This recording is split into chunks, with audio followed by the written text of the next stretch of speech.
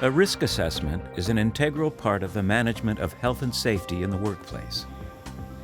In simple terms, a risk assessment requires the identification of workplace hazards and an evaluation of the risks they present.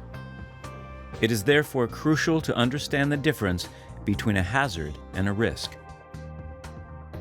A hazard is anything that has the potential to cause an accident, injury, illness, or disease. A risk is the likelihood that a specific hazard will actually result in an accident, injury, illness, or disease occurring. More simply, a hazard is the potential for an unplanned and unwanted event, and a risk is the likelihood the event will occur.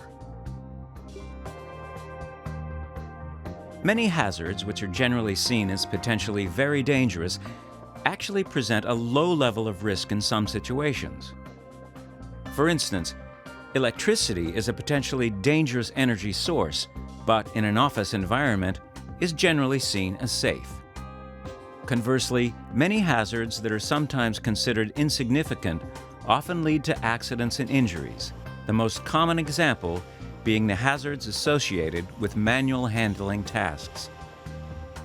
The purpose of an overall workplace risk assessment is to establish whether the level of risk arising from workplace activities is acceptable, or whether additional measures need to be taken to control workplace hazards and further reduce or remove unacceptable risks.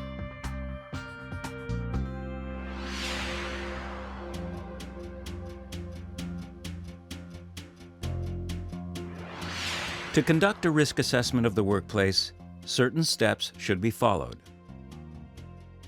Identify all the hazards that are present. Decide what are the possible consequences related to these hazards and who may be harmed. Evaluate the risks and decide whether the existing precautions are adequate or more needs to be done.